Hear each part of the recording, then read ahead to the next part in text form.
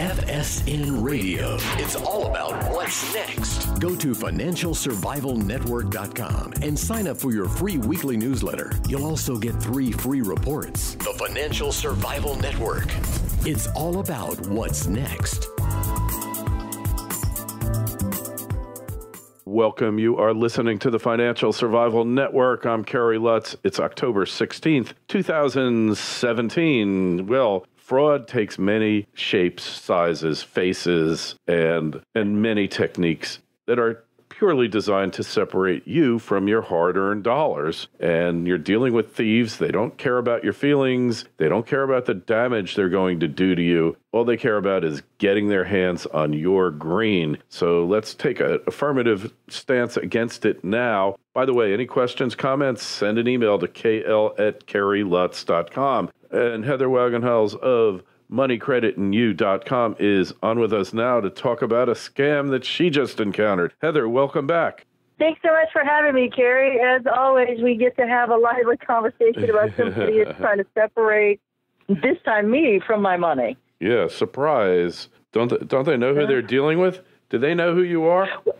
Clearly they don't, which is kind of like, that's what I think is so funny. I mean, I get all of these calls, and now I'm finally found a Facebook scam I'm so excited about. This is like, I've been playing with this guy for a few days now, and I've totally played into, and I've created this emotional connection with him that he really thinks that he's going to get money from me, which is so awesome. You mean you're not going to send him any money? Well, no. See, and here's where the disconnect is, because, well, I wanted to, because I've tried to get the FBI involved in this, but, you know, they're because it's from a foreign country, until I'm actually separated from the cash, I can't do it. So let's back up a little bit so I can tell you the story. Tell me what the heck is going on here, and what are you doing talking to people from Africa? I think Africa on Facebook anyway. You should know better than that. Did your mother teach you? Africa. Yeah. Did your mother teach you? You don't understand. Yeah. Well, you know, I did learn that I don't talk to strangers, but, you know, sometimes, you know, strangers are kind of fun. And I can't remember who said it, but I was really excited when I heard the quote. I don't know or have never met a stranger. Or how did it go? No, wait a minute. It says, in my world, there are no strangers, just people I haven't met yet. And so I'm like, oh, okay. So that's kind of my philosophy. So, but this guy says he's from somewhere else. He doesn't say he's in Africa. So I get this friend request from a guy from New York. Says he lives in Brooklyn, and I was just there 3 days ago. So that's why I'm thinking, oh, okay. So I did some live broadcasts. I was there for an event for the Atlas Society. So I was doing live interviews. It was a big deal. It was all over the internet. And I thought, oh, well, maybe I bumped into this guy, or maybe he was at the event and I didn't get to see him, you know, or say hi to him. And so I accept his friend request. He had one other friend. And this is a person whom I thought would have done her homework and due diligence before accepting a friend request. So I thought, well, that was kind of curious, but I'm like, okay, whatever. And so one of the things that I always do, especially with, you know, fans of the radio show or my books or stuff like that, I always accept the friend request, and I always answer their information. So, you know, I do a lot of human behavior research, and I'm always curious about how people solve problems, because the more I can learn about how people create their tactics and strategies, if they're ineffective, I can figure out workarounds. So I always, after I meet people, because I want to learn more about their strategies and tactics, I always send an opening message saying, thank you for the friend request. And for this gentleman, because I was just in New York City, I said, I was just in your hometown. I'm a brain and behavior researcher, and I'm always curious about people and strategies. What is your biggest personal, professional challenge you're tackling right now? And so he writes back and says, I don't understand what you mean. And then thinking, okay, so maybe my words got garbled on the other end. Who knows? So I say, again, what's your biggest personal, professional challenge? And what strategies are you using to solve them? So he says, this is like, I'm like, oh my gosh, I smell a scam here. It says, am in Africa country called Ghana, and was given a contract here, but I can't finish it because, bad spelling, bad grammar, the money has not been completed. now all my properties are with my bank. And I'm like, what was your contract for? And he says, it was a common. And I'm like, I don't know what a common is. And he goes, it's a contract worth about $500,000. Uh-huh. And I asked him to elaborate. And I'm like, oh, okay. And so he says, it's a contract building, and he needs the money to work it out. He says, two of my friends have helped me with $16,000, and remaining is $4,000. So we go on, and so I'm back and forth. And so he's estimating a profit of $440,000. And you sent your check immediately, right? Well, yeah, because I'm like, oh my God, I want a 90% profit, right? Yeah, hey, of course. What a deal. Well, it sounds like a variation of the Nigerian 419 scams, right? Yeah, so this is just, he's just got a different way of language. He goes, the profit will be huge. And I'm like, hey, look, I try to see if he'll back down. And so I poke the bear a little bit. I'm like, I'm having trouble understanding how somebody would deliberately pay 90% more than what it costs to build something. And he tells me, I won't understand until I'm all done with this. It's a contract with a huge amount of money. You got to pay for it to see what's in it, in other words, right? Well, exactly. It reminds me of the healthcare. We have to pass it to see what's in it. Exactly. What? Yeah, he's been hanging out with the Clintons too much, obviously, right? Yes, totally. Yes, he's got their languaging down, but it's all broken English. Half of it doesn't make sense. He's using incorrect verbiage, clearly doesn't understand Americans or how we do things. And he says that so he said that his deadline was Tuesday, but then he said, but I need the money Monday. And I'm like, wait a minute. And he says, so I said, hey, wait a minute. I'm like, well, send me all the contracts. Because I said, I think you might be getting screwed here. I said, I think you might be a victim of a scam. You're going to help him out. And he's like, I know. And he's like, I can't do that. And I'm like, but a bank would want to see that. Why don't you go to your bank? If there's so much profit, somebody will lend you the money. Yeah. And so then I get a map out because I'm like, okay, I'm gonna dink with this guy a little bit. And so I find a neighboring country and I say, I have a friend in Mali. You're not far from him. What currency would you prefer? And so I'm like, he'll fly into Kumasi and then drive to meet you. He wants to inspect the project. The guy's like, no.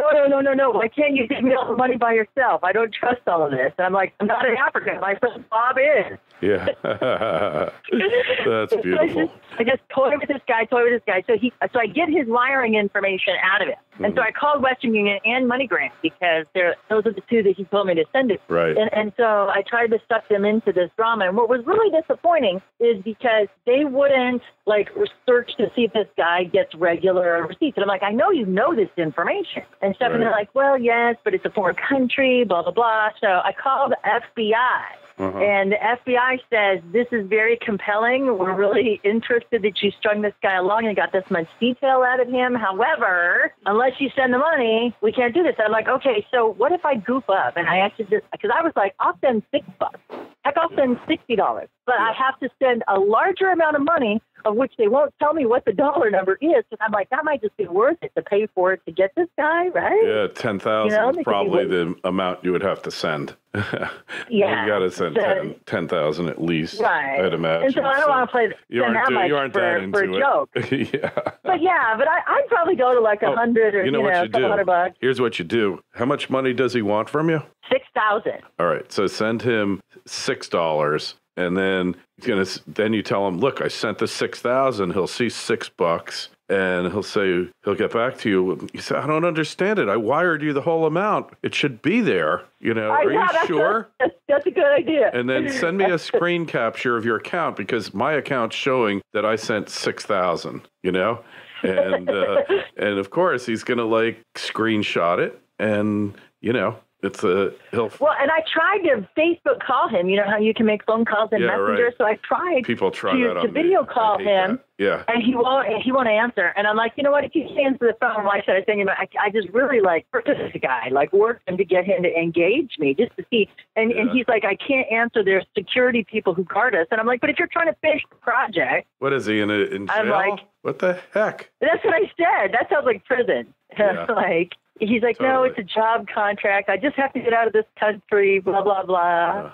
Yeah, and you're his you're not leaving ticket. In touch. You're his ticket out, right? Absolutely.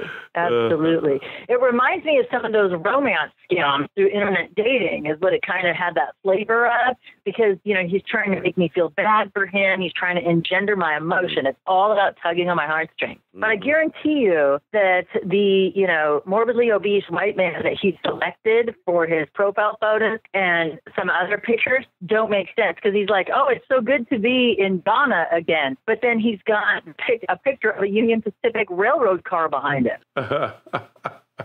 This just keeps getting better and better and better, Heather. I mean, I know. God, how could you not jump at it? I know. Well, and he's got pictures of 2 babies. He's got 2 babies in his header, but then in his Facebook profile photo, he has him and a dog. Now, I don't know about you, but any of the other dads that I know, if they have kids and they're putting somebody other than themselves in a profile photo, they're going to have their kids in that photo too. Mm-hmm. They're not going to have a dog when they have 2 newborn babies. It's just not going to happen. They're going to have a proud papa picture, not a doggy daddy picture. This is a scam.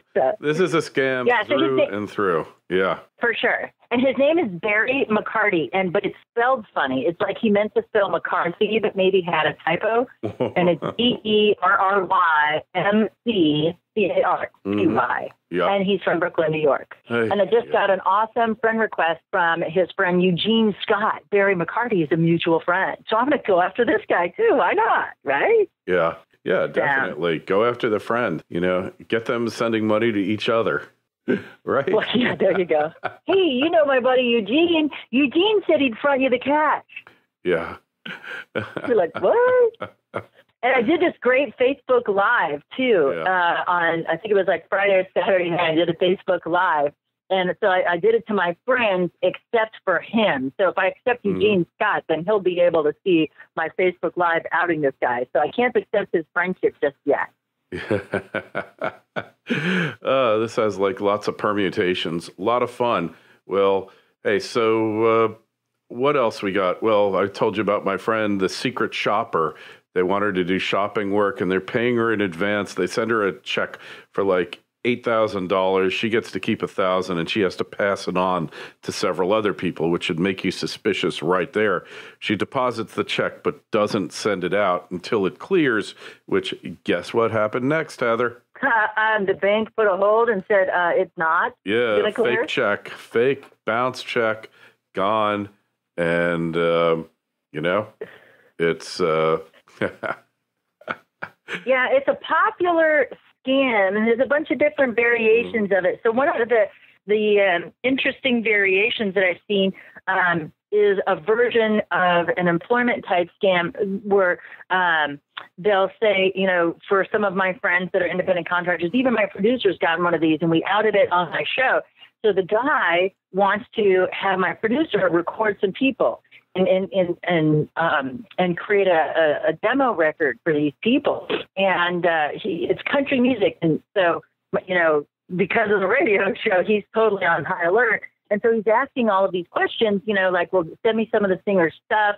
I want to get a vibe for how this person sings. You just don't bring them in to do an album without any groundwork. You need some due diligence to figure it out. And then he's going to send over a few people, and it's going to be a limo that's going to bring them. And hey, I would love to take care of this myself, but I need you to pay the limo guy. He's going to come and pick up the money from you first before he brings these people over. And all you have to do is pay the limo guy. So he tries to call him, and of course the guy doesn't answer the phone. I just had throat surgery. So what the hell are you doing on the computer? What? Yeah. You had throat surgery. Right. Yeah. Brilliant. Yeah, it's just ridiculous. Some of my friends that are, professional coaches, they do life coaching, business coaching, et cetera, they're getting these scams too. I want you to do a group coaching session. And then again, it's always this limo that's going to come get people. Yeah. And you got to take care of that person. And then they'll go get the people, but they won't go get the people first. Right. Yeah. And so I advise my coach, tell him that just to pick up the people and you'll pay him when he gets there. If not, don't let the people out of the car. Yeah, exactly. Yeah. Oh, so man, they figured out and they just kind of go away. But yeah, people fall for it anytime. Yeah. And again, this all goes back to what I teach on my biology-based radio show, which is, on Unlock Your Wealth Radio, is that it's physiology first. And once we start getting emotionally engaged, our body starts dumping hormones, whether it's extreme pleasure or like running away from fleeing a painful situation. We're getting physiologically engaged. So the body starts dumping hormones. And so we get into that fight, freeze, or flee. And so we can't make effective decisions because, our logic brain is inaccessible because of these hormones. It diverts blood flow to the extremities so you can fight, freeze, or flee. And so when that's happening, you can't think, how do I get myself out of this situation? You automatically default to pre-programmed behaviors. So if you're the person that rescues every puppy and gives every homeless person money, then you're going to do the same thing, and you're going to be vulnerable to these types of scams. Mm-hmm. Interesting.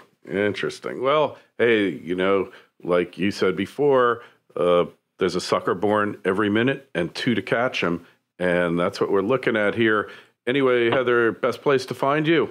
Best place to find me for information about identity theft, frauds, and scams is moneycreditandyou.com. And if you'd like to learn more about biology-based money management, visit me at unlockyourwealthradio.com. All right. And we'll have a link to your site in the show notes to this interview on financialsurvivalnetwork.com. Sign up for the newsletter if you haven't already. Got one coming out tonight, and it's called Disconnecting the Dots. And also our Facebook page is Financial Survival Network, Twitter feed at Kerry Lutz. Heather, we will talk to you again real soon. Be well. Oh, the pleasure is mine. Make it a prosperous day. FSN Radio. It's all about what's next. Go to financialsurvivalnetwork.com and sign up for your free weekly newsletter. You'll also get 3 free reports. The Financial Survival Network. It's all about what's next.